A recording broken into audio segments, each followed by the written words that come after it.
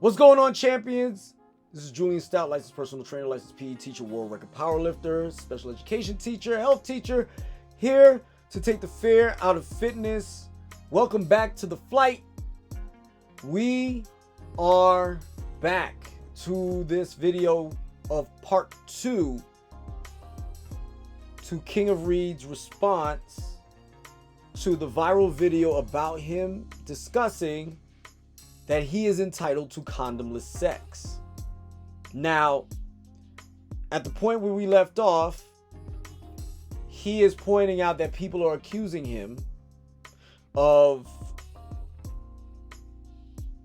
essentially having unconsensual sex with people, not disclosing his status as HIV contracted. That's the terminology I'm going to use, is HIV contracted, not HIV positive, because the only time you're HIV positive is if the viral load is still running rampant. If it is under control and it is undetectable, you should be declaring yourself simply HIV undetectable, not HIV positive. But I digress. So, King of Reed's, real name Justin, actually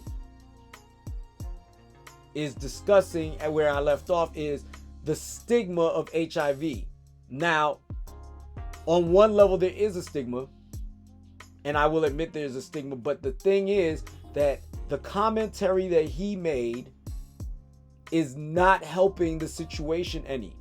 And for the simple fact that I am speaking on it the way I am, lets you know that this is not cool.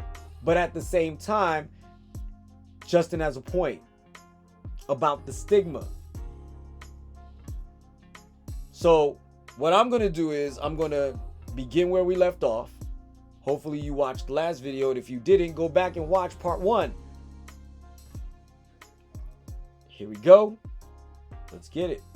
The very thought of someone being HIV positive and engaging in condomless sex means that I need to be arrested, even though I've had a conversation with my partner. Condomless sex and being HIV positive, it's still considered a death sentence. So if you were not disclosing, 100% you should go to jail. But we have already established, number 1, you are disclosing, and number 2, you'd be a fool to not be disclosing, but getting on YouTube and talking about your HIV status, which means you're putting yourself in the crosshairs of law enforcement anyway. So with that being said, I am more than sure, I'm willing to bet every dime I have that you are in fact disclosing your HIV status. And for those of y'all who are out there who don't believe he is, you need to get your heads examined, because I don't think he is an unintelligent person, unintelligent enough to actually go out here in YouTube land for the last 10 years, knowingly be HIV positive or HIV undetectable and not disclose it to his partners, but be disclosing it here on YouTube. I don't think that that's how that works. All right. But that is not where my debate with Justin lies. Even though my partner may be on PrEP, even though my partner might also be positive as well. All of these things are... So, okay. So now, in this video, Justin is declaring that he has a partner. And this partner may be HIV positive. This partner may be on a PrEP, meaning maybe on a medication prophylactic. Okay? So, again, if your partner is fully aware of your status, if you're fully aware of your partner's status, and you both want to have condomless sex, that is when you're entitled to it. Not a moment before, not a moment before. But but you're not entitled to it simply because you deem it so. You're not entitled to it simply because you're HIV non-detectable. You're not entitled to it. Like I said earlier, I'm married faithfully with the same woman for 23 years, and I am not entitled to it. So you are not either. No man, no female on the planet is entitled to it. You earned it. You are granted it. You are given permission for it, but you are not entitled to it. Let's continue. Not looked at. Because HIV stigma has you looking at me like the villain. I am the villain. I am the HIV boogeyman. You are not a villain, but you are the tragedy of the story. You are the person who has seemingly a good, decent heart. You are the person that will probably give their shirt off their back to someone who needs it. But in the same very process, the tragedy is you yourself are the person that could be the origin story to somebody else's villain story. Because, like I said before, you could have a blip. Undetectable all this time, cool. No issues there. And I even said the probability is extremely low that it's possible. But it's still possible. And for the same fact that it is possible is the very reason that you should be wrapping that bad boy up every single time you decide to ride. Every time. Not because you're a horrible person, because you're not. At least not to my assessment. But because you don't know you're playing Russian roulette on a high level.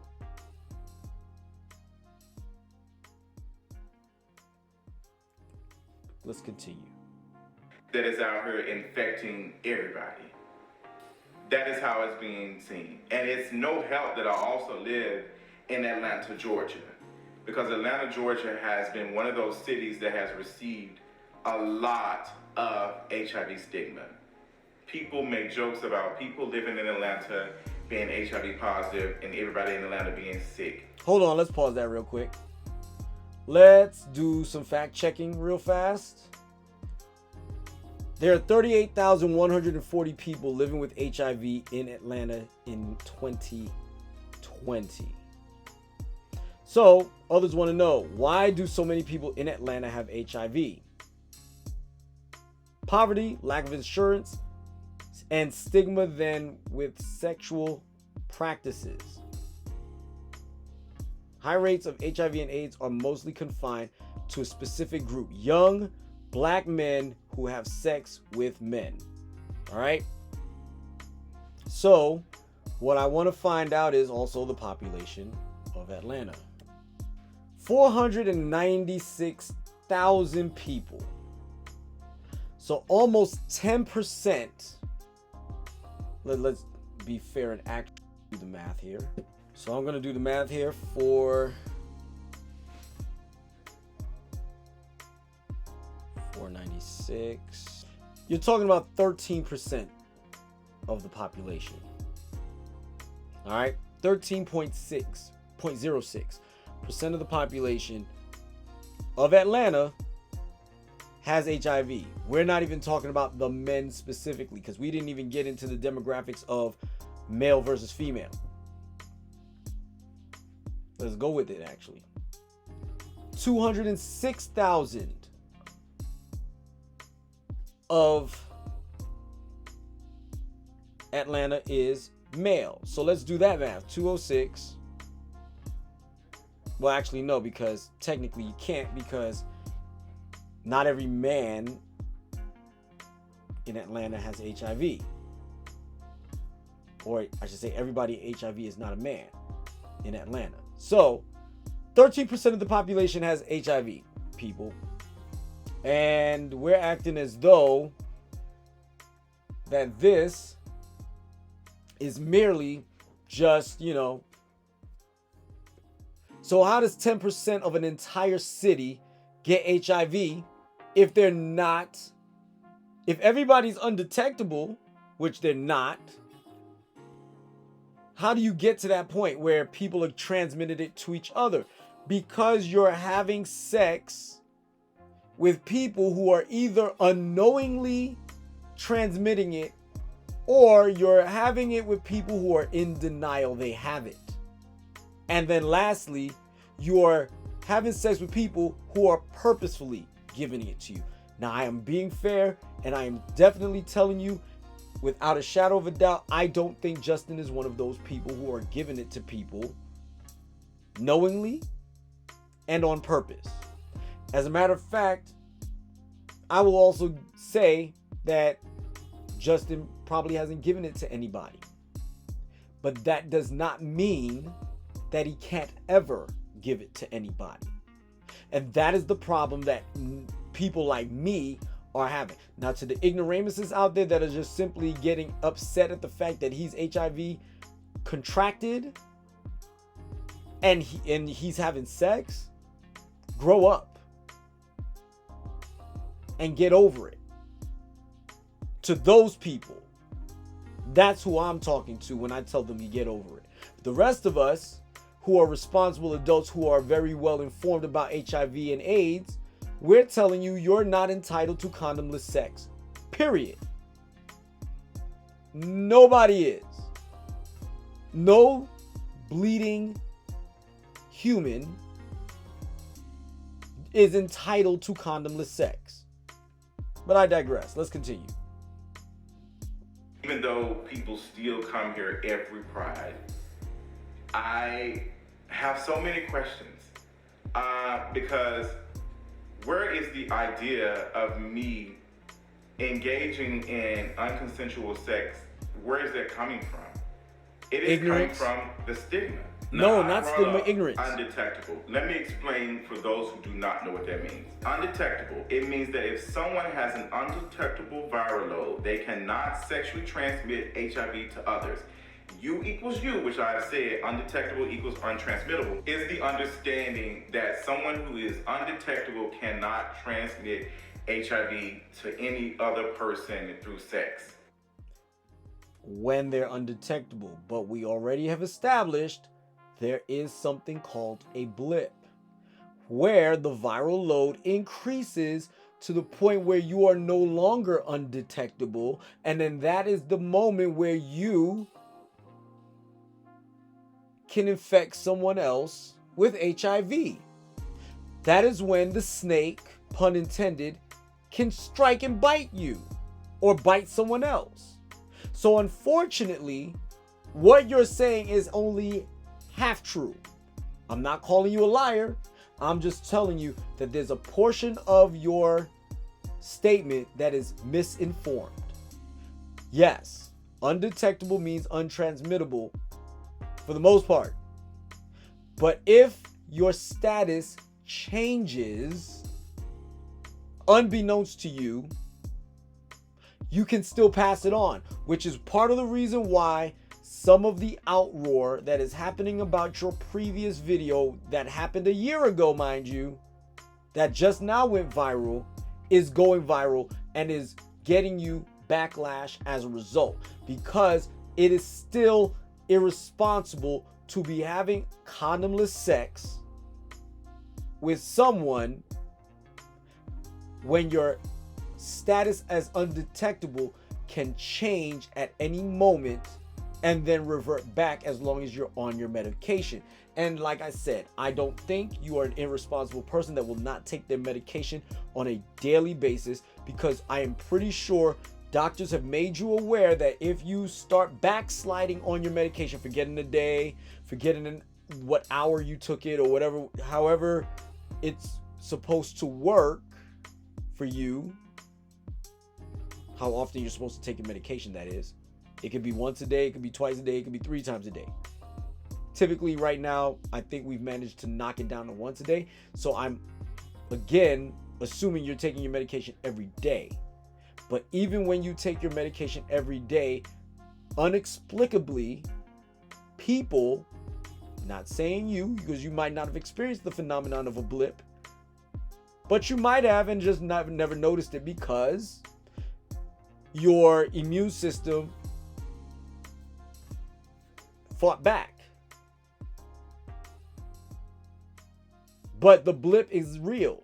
And because the blip is real, we don't want you potentially, ill-fatedly infecting someone else when we believe with our hearts of hearts that you don't intend on infecting other people.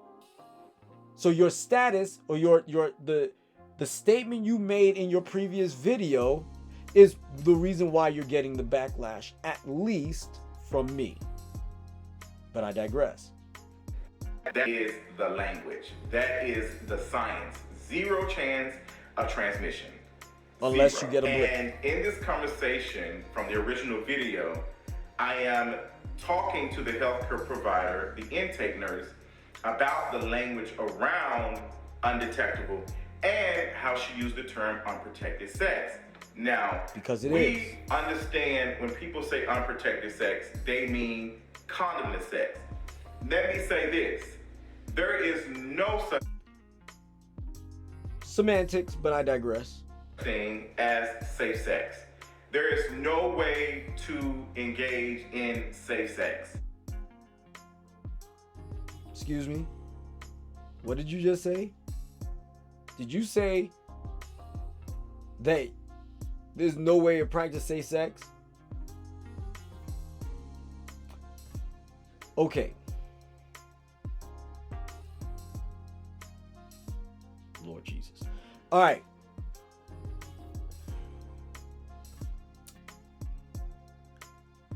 When you use any form of protection, you are safe. You're at least safer than you were without it. Shall I use some examples?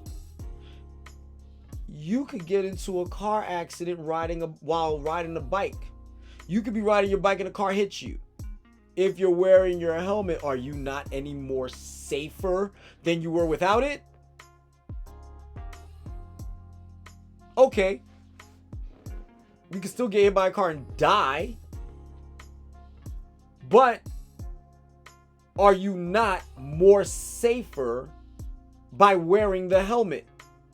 Isn't that why they made it a law to wear the helmet when you're riding your bike? Because it's safer. So therefore, if it's safer than nothing at all, you are practicing safe bike riding tactics until something better comes along. Now, obviously, if technology improves and you could get hit by a car on a bike and not even feel the impact, then that will be the ultimate version of safe bike riding. But until we find that technology, the helmet is the best technology we have, and it is still safe bike riding based on the standard of what is available to us to use to be safe. Another foolish statement you just made, which is a part of the reason why I got in your throat the last time. All sex is a risk. All of it is. The same way when you get in your car and you drive down the street and you go to the grocery store, you have certain features in your car to protect you as much as possible. But there is still a chance of you having an accident or being injured. You just contradicted yourself. There's technology in place in your car that protects you from certain types of harm, but even though it is not guaranteed, it is still safer. So for instance, I have experienced both tragedy, both from a personal standpoint and from the standpoint of watching the news, where people die in car accidents. Can you guess how many of the population that dies in car accidents? First of all, the amount of people that die in a car accident annually based on the population is like infinitesimal, right? Let's start there. But do you realize that the people that do die in car accidents, a high majority of them were either in a position in the car that was not safe to begin with, or they were not wearing their seatbelt when they were in the vehicle? Very, very, as infinitesimal in probability of you dying in a car accident is, the probability of you dying in a car accident with a seatbelt on actually decreases even more dramatically.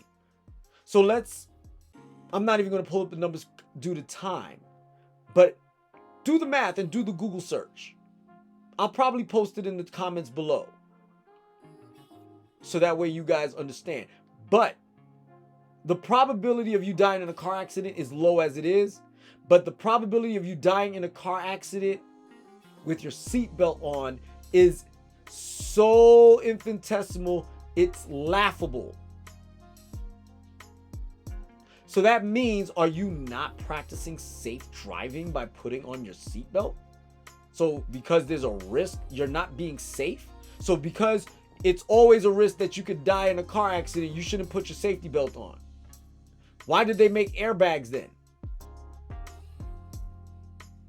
Hello? Why did they make airbags? Because it makes the ride safer. Why did they make side impact airbags?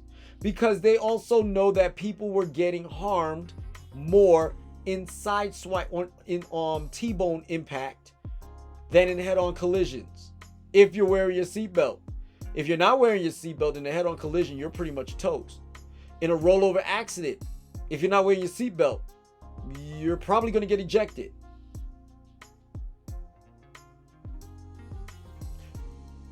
That doesn't mean you're not practicing safe driving when you put on the seatbelt, when your airbags are armed. It's safe driving, and as long as you're driving within the speed limit and not switching lanes like a jackrabbit. As long as you're not doing those things, you're driving safely. You're driving protected. You're under the protection of the vehicle. Nonsense. You still get in the car because the risk is so low. That can be applied to so many things, including sex. So we would not say protected sex because there is no... The risk of you getting HIV is not low. I mean, it is, but it isn't. Anybody can have it. In Atlanta, 10% of the population has it. That means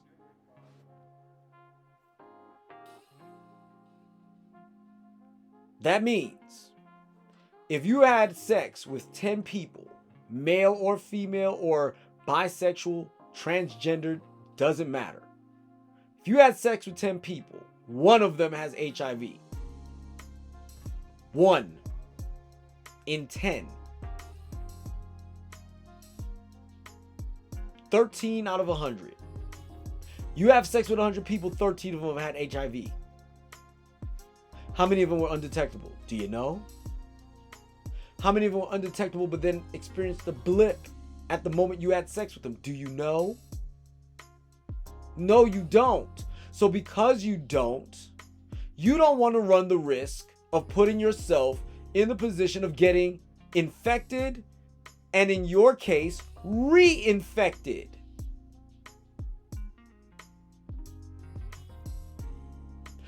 Suppose the person that you're having condomless sex with says they don't have it because they didn't know.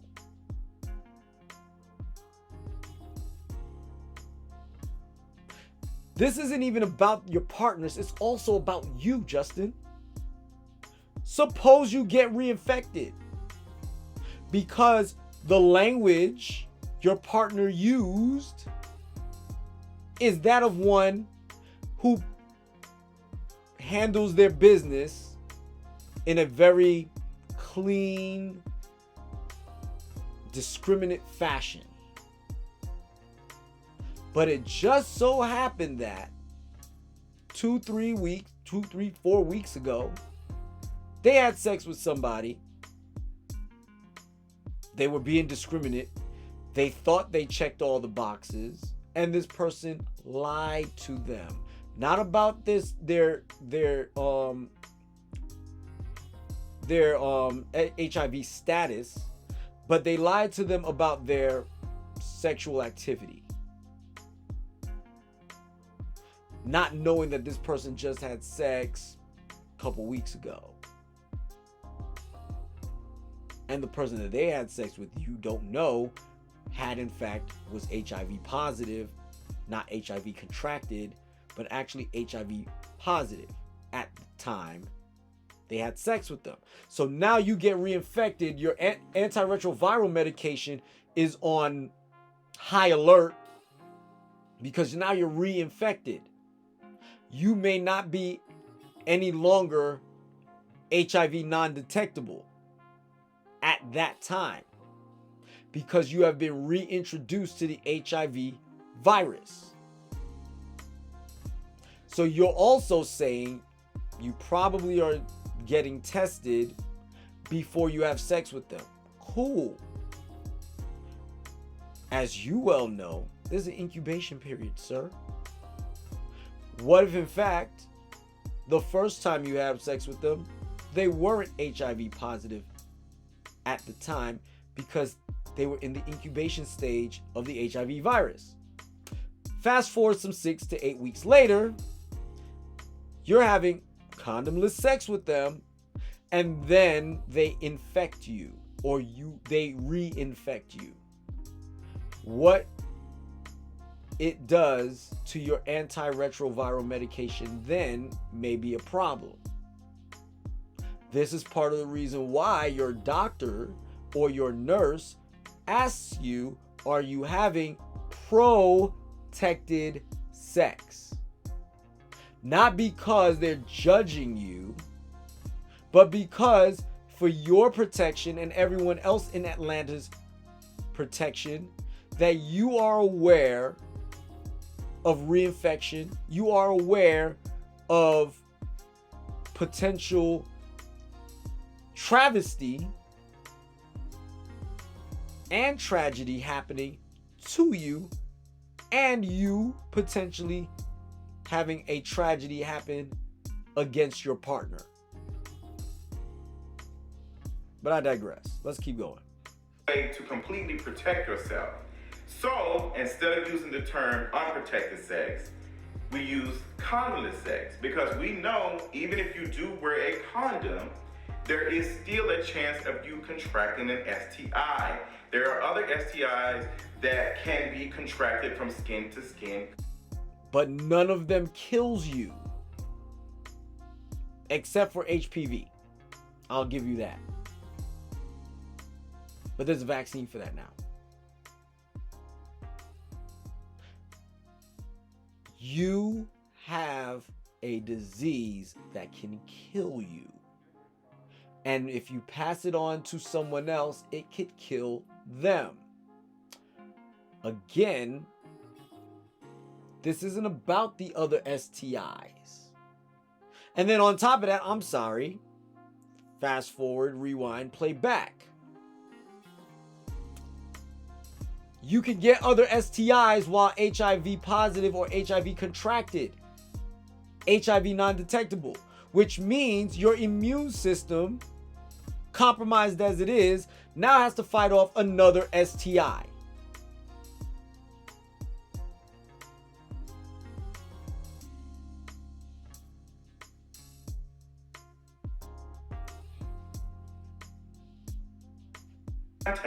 A condom doesn't cover the whole entire thing.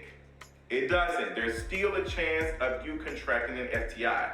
But the best Facts. way for us to be able to be safer is to get tested. If we test, we'll know our status, we'll know what we are dealing with. So there will be less likely of a chance of us, infecting anybody else. Did you hear the terminology you used? Less likely a chance of infecting someone else. Condoms are 100% capable of stopping HIV transmission, so long as the condom doesn't break. But if you use the condom and it didn't break, you're not getting HIV. Full stop. End of story. If you're using a latex condom, you're not going to transmit HIV to anyone. Period. Non-detectable, blip, full-blown HIV, full-blown AIDS. You're not going to transmit the disease to someone else with a condom on. Which is why they ask you, are you having unprotected sex? Or transmitting a virus to anybody else. But if people are not going to get tested, which is happening because of stigma, we are all out here. No. Excuse me. The stigma should not prevent you from getting tested. The stigma is the disease itself. The stigma is in the attitude that everything's okay. Everything is awesome. Like you're in Legoland. It's not. You have a disease, an autoimmune disease that can kill you and other people, and you are acting as though you can pretend to be like everyone else. You can't be like everyone else. Until the disease is eradicated completely from your body, you cannot act like everyone else. Even in a monogamous relationship, you cannot act like everyone else.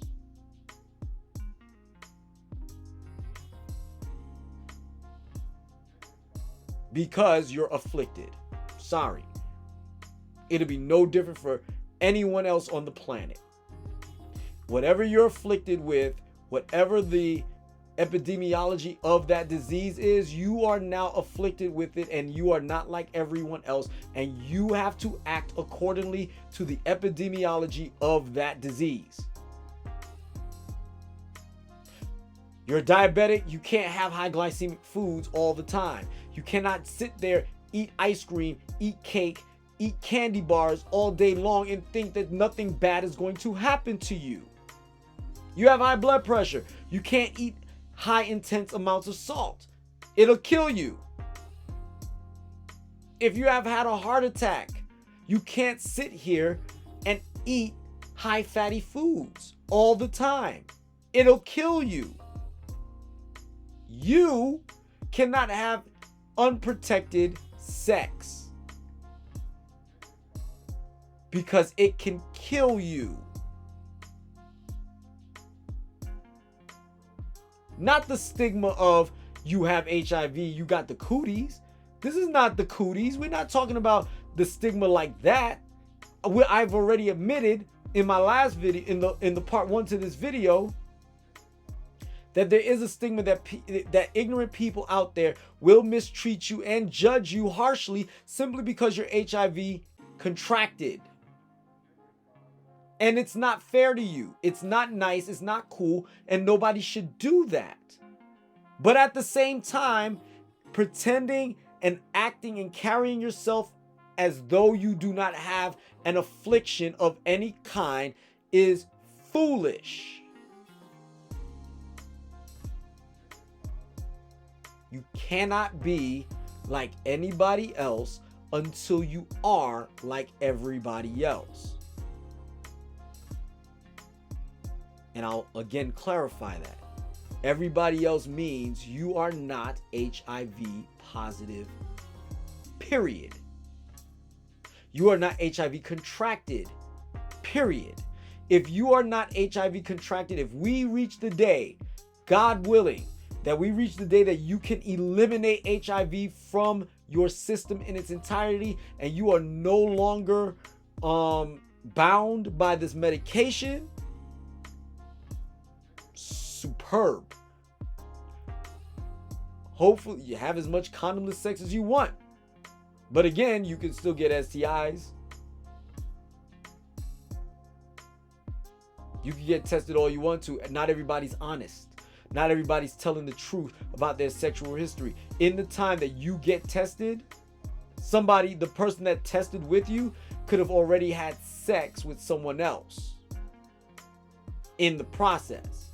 And then when you get tested, you find out somebody gave you something that you can't get rid of again.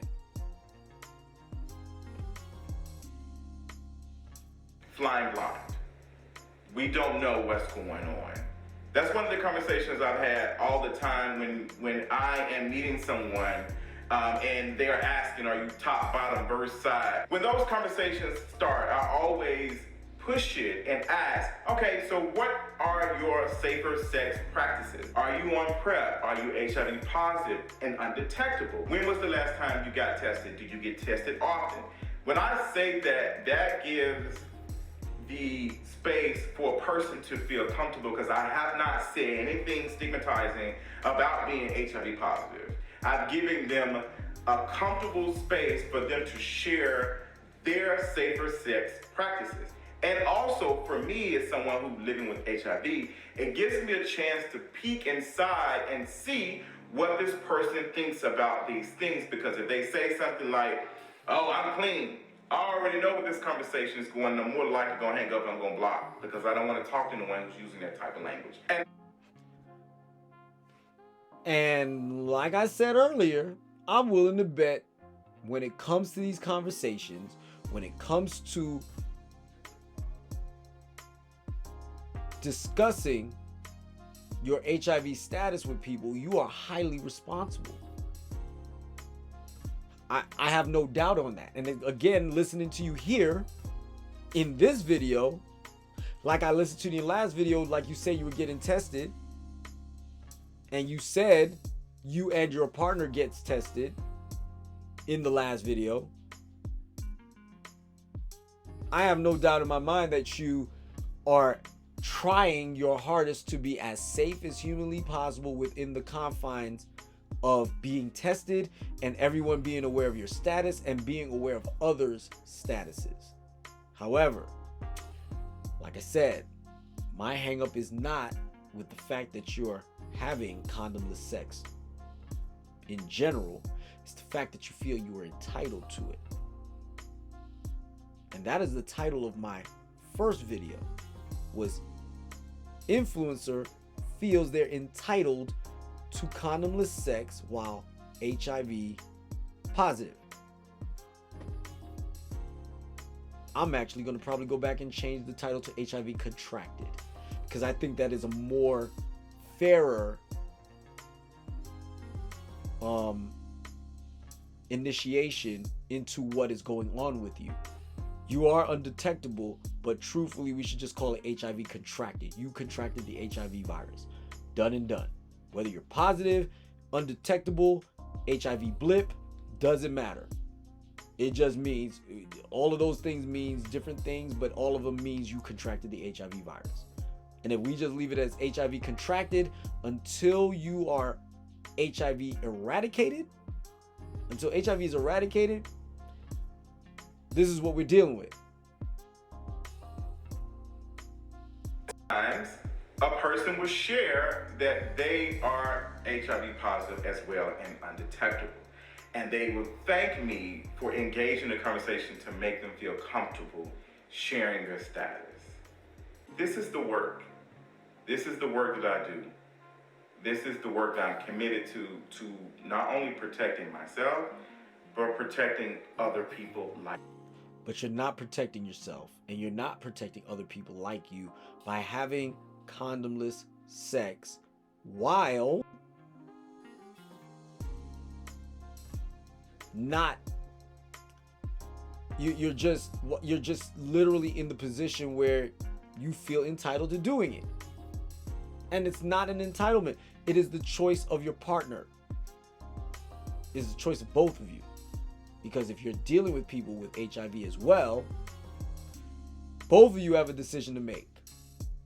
And like I said, you don't know when the blip is going to happen, and you don't know if you're going to be reinfected.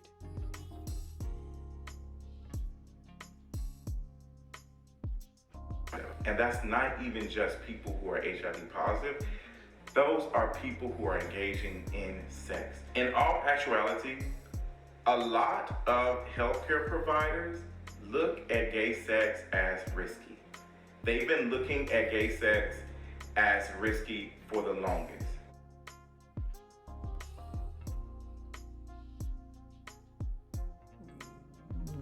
What happened to monkeypox?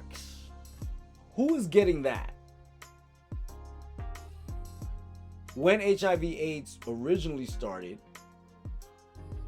who was getting that?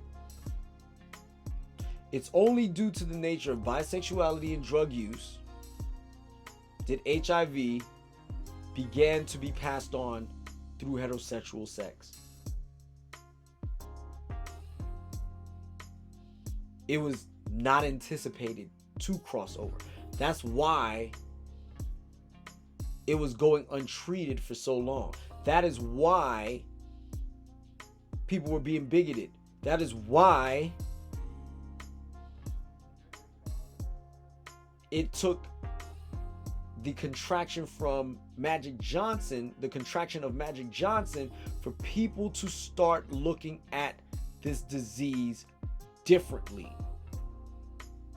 Because I'm telling you now, Freddie Mercury died. People felt some type of way if you were a fan of his music.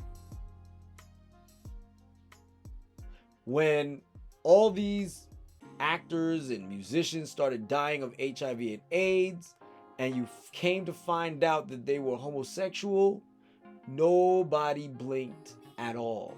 And I'm not saying that as a means of celebration, because it's a statement of shame, actually, that people were just shrugging their shoulders, blowing it off. It wasn't until the Arthur Ashes, the Ryan Whites,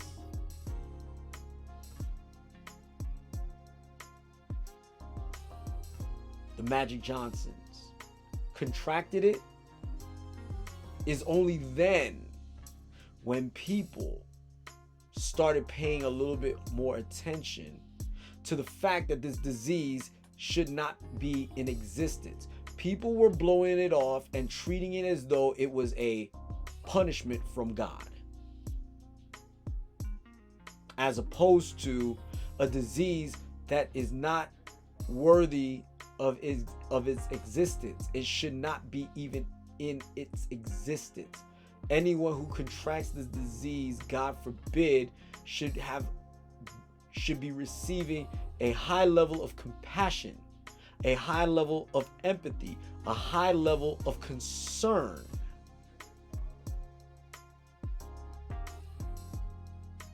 So when I say what I'm saying, I am not speaking from a place of vitriol against your sexuality. I could care less, like I just told you. I lost teachers to this disease who happened to be gay.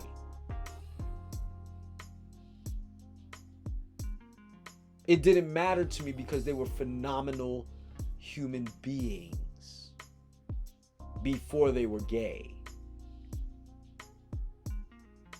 Before they were anything else, they were phenomenal human beings who took their talents and decided to work with inner city school children to give them options in ways to get out of the hood, or at least make the hood a better place, which is part of the reason why I'm teaching in real life. because of their example, along with many others, but mainly because of phenomenal human beings like the two individuals who I will remain nameless for their privacy. I know they're deceased, but it's still private. Those of you who knows, and that's all that there needs to be said. But don't bring your sexuality into this, because like I said, I will say this to anyone who said what you said in your last video. There's been so many stigmatizing things said about people who are queer and gay, how we engage in sex. We have sex more than others, we do this and that. When everyone engages in sex, all people, heterosexual folks, engage in He is speaking facts right now. Different type of ways. Queer people, gay people are not more promiscuous than any other group. That's in but fact it's true. the stigma of HIV, because HIV has been put on people who are gay. It's been looked at for the longest as the gay disease. This is something that only gay people contract. It was. But there are a lot of heterosexual folks who are HIV positive as well. Everything he said since I played this video is 100% true. I have no real rebuttal on this point right here, on these points that he made right here. Heterosexuals can get it, like I said, up until the Arthur Ashes, the Ryan Whites, and the Magic Johnsons contracted it.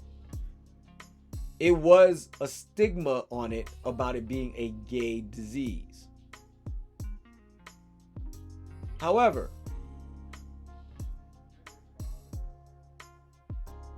right now, the truth is, it is just merely a disease. It is not, you, sir, happen to be gay. That's it. And you have it. Is it merely a coincidence? Doesn't matter. What it is you have it, you're having sex, and you feel you're entitled to condomless sex. And that is not okay. Because like I said, not only out of concern for your partners, but actually out of concern for you. And I hope that this video or these series of videos finds you. Because I don't want you to think that I'm one of these people that are out here attacking you because of your sexuality. I'm not attacking you for your sexuality. I'm not attacking you personally. Well, I'm not attacking you. I'm attacking your thoughts. I'm attacking your ideas.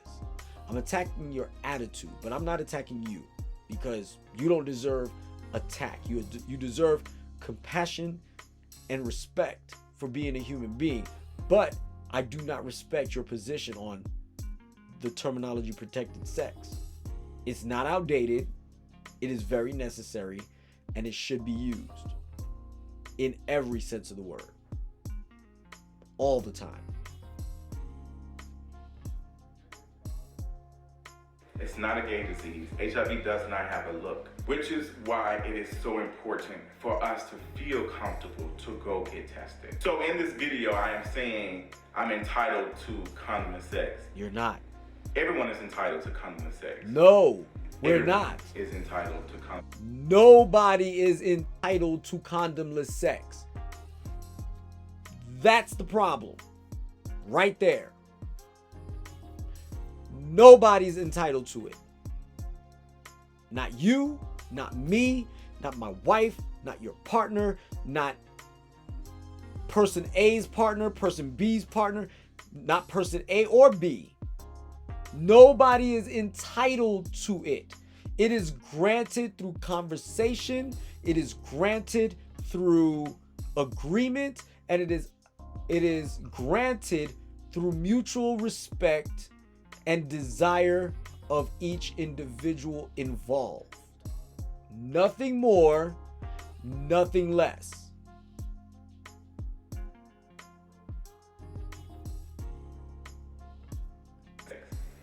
But since I'm HIV positive, I have to put consensual. What other? No, you don't. You asked to have sex. They laid down with you. They did whatever they did with you. You didn't force them.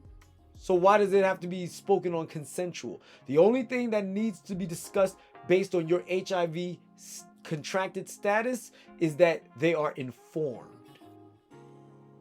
Not consent. Informed. Because I'm pretty sure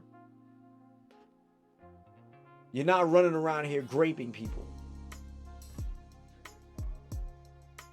So because of that, the only conversation we should be having about HIV positive people is, are your partners informed? And if they are and they decide to have sex with you without a condom, that's their choice. You can ask, but that is their choice to decide to lay down with you without a condom on. Just like it's my wife's choice to lay down with me without a condom on. Just like it's my choice to lay down with my wife without a condom on. It's not entitlement though. Group of people who are needing to put consensual in conversations like this. Who needs to share that when they engage in condomless sex, it is consensual? Why is it me? Why is it automatically assumed or hinted that because I am engaging in condomless sex, I am out here not sharing my status with my partners? Why is that? Stigma. Stigma. No. And right now, I want to do a little bit of... No. There are sick individuals on this planet right now who do in fact have this disease, and they do lie about their status as HIV contracted. They lie about it to hurt other people. You may not be one of those people. Your partners may not be any of those people, but there are people out here doing that. I've got video proof of it myself. And as a matter of fact, it was happening where? In Atlanta. Do you want me to pull up the video? I'll be glad to. Hold on 1 minute. Cummings joins us tonight from Rockdale County Sheriff's Office with these new... Shout out to Anton Daniels. Yeah, I first reported back in July. Investigators named 2 victims in this case. One even died after having untreated, undiagnosed HIV for so long. As of today, new warrants filed say a 3rd victim has come forward claiming the suspect did the exact same thing to her. Here's what we know. Prosecutors say Cleveland Brody's, quote, reckless conduct caused the death of his wife, Denise, in April 2022. That's crazy. Okay, so with that being said, this man is in Atlanta doing it. Doing the very thing that you are claiming is a stigma. Like I said, Justin, I don't think you're him. I don't think you're him at all. Like I said, I honestly think you are a very well informed, intelligent individual who believes that they are engaging in the safest practices humanly possible. And I think you are for the most part. The problem is that the final frontier is not being met. And that is wrapping it up to protect yourself and protect your partners, because you do not know when your blip is going to kick off and infect someone else or get you infected. Therefore, on top of that, you also don't know if the person that you're engaging in sexual activity with is a monster like this individual here in Atlanta. Again, you live in Atlanta, and obviously this gentleman is probably out of your age range. And I wouldn't call him a gentleman. That monster is not in your age range of someone you would particularly have sexual intercourse with. And on top of that, since this individual is doing it to women, he's not even in your wheelhouse. But that doesn't matter. What matters is that, in fact, you did not, if that monster was somebody that was playing in your circle, they would have infected you, reinfected you. Because they would have been lying through their teeth. They would have learned all the language. They would have known everything, all the right things to say and all the right things to do.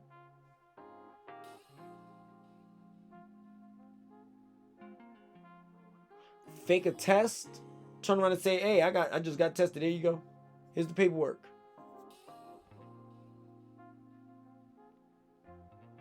Get the header of whatever health center in Atlanta is, type it up himself and show it to you as though he already got tested. All he got to do is change the dates once it's in the computer. I'm giving you the scenario how it can be done. And if you believe him, he got you. And he's reinfected you and potentially put you at greater risk, because now your antiretroviral medication may not work as well as it once did. So keep that in mind the next time you decide that this is what you feel you're entitled to. But I digress. Let's get back to the real video.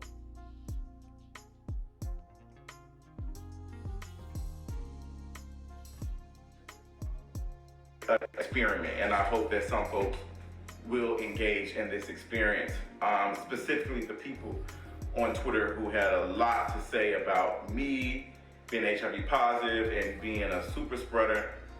Right now, I want you to go through your likes. First of all, for somebody to call you a super spreader without facts is disgusting. I'm worried about the potential of you actually contracting it and or giving it away, but that does not mean I know for a fact you have given it to anyone, and I would never say that you have given it to someone. We have to speak in the hypotheticals because we don't know you like that. We don't know if you're randomly giving it to people.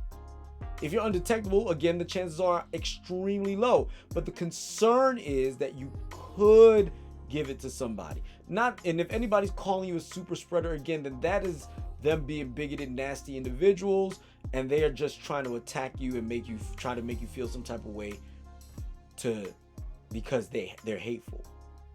But this conversation, this debate, this issue I have with you is not based or rooted in any of that nonsense. It is rooted in one fact and one fact only. Condomless sex is not an entitlement.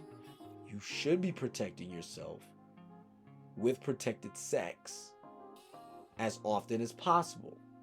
Like I said, if your partner is fully aware, which I believe they are, of your HIV contracted status, and they choose to engage in sexual activity with you without a condom, whatever the repercussions are, positive or negative, is on them. And you have absolved yourself of any responsibility for the choice they made. Full stop. But let's hear about this experiment that he wants us to try.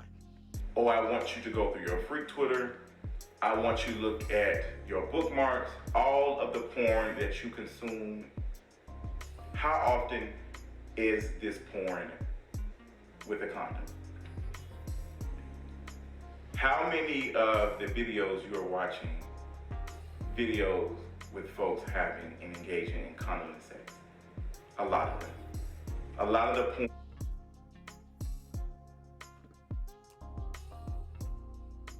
The porn industry does not necessarily promote sex with condoms, right? We all know this. We've known this for decades now. However, what I do know is they get tested regularly, like he does. They get tested right before scene. They get tested after scenes. And because typically the circle is so tight and they don't let many people into it like that, and if they do let people in, again, it's now a circle that is being tested. Very rarely would it happen that somebody will contract an STD and give it to somebody. They're not entitled to condomless sex, not even porn stars. They are granted the opportunity to do it because they have contracted themselves out to have condomless sex with select groups of individuals at their discretion. But they don't feel entitled to condomless sex. As a matter of fact, if you do see pornography with condoms on it, what do you think prompted them to do that? Could have been a law in the state that they are having their shoot in that could possibly have done that, because there are laws in the books that that any pornography that is filmed in a particular state has to do so with a condom on. However, there are also people who engage in pornographic activity that will insist that every scene they do is with a condom on because they might be married. Or every scene that they do it with, they want to have a condom on because that's what they want. And they're not going to have sex with anyone without that condom on. And guess what the men are going to do when they engage in sexual activity with that female? They're going to put the condom on because they want to have sex with her. The guy isn't going to sit there and yell, "I'm entitled to condomless sex." They're not. They want to have sex. And if they want to have sex and the woman tells you, "You got to put on a condom before you have sex with me," guess what they're going to do? They're going to wrap it up. They'll try for a brief moment to try to convince them not to if that's what they prefer. But when it's clear that sex is not going to commence immensely without a condom on, guess what? End of story. It's not going to happen. It's not going to work. Okay? So, let's continue. Consume is condomless sex. A lot of it. Now also, go look at the top black porn stars who have 100,000 followers or more online. How often are they using condoms in everything? How often? Not. Okay, I'm gonna stop there, because the answer to that question is whether or not there is or isn't any condoms being used. They're not entitled to it. They'll never be entitled to it. What they're entitled to is what they're allowed. And anything that you're allowed to do is not an entitlement. You would have to have bought into it. You would have had to already put in on it. You would have had to, it would have to have been given to you by right of birth. You are not entitled to condomless sex. Period. HIV status be damned. Homosexuality be damned. None of that is a part of this argument that I'm making with you, and it shouldn't even be part of the argument at all. I sincerely hope, I'm gonna land this plane, so I sincerely hope you guys learned something from this video. I sincerely hope that you guys learned something from his video. Justin, again, respectfully, you're not entitled to not a damn thing. Neither am I. Neither are they. HIV positive or not. But for the mere fact that you are HIV contracted, you have a level of responsibility not only to inform your partners, which is fine, you do that, but you're also responsible to not put yourself at risk for reinfection. Because I'm sure there are people that know, like, and trust you that will wish to see you around for a long, long time. And if you reinfect yourself, that comes at an extreme price and risk to your health. And hopefully, if this video finds you, I hope you reconsider your stance on this so that you can be the best you. Guys, thank you for your time. I appreciate it. Don't forget to like, subscribe, share. Follow me on Facebook, Instagram, and on YouTube. Have a nice day. Be the best you. Class is Stoutt.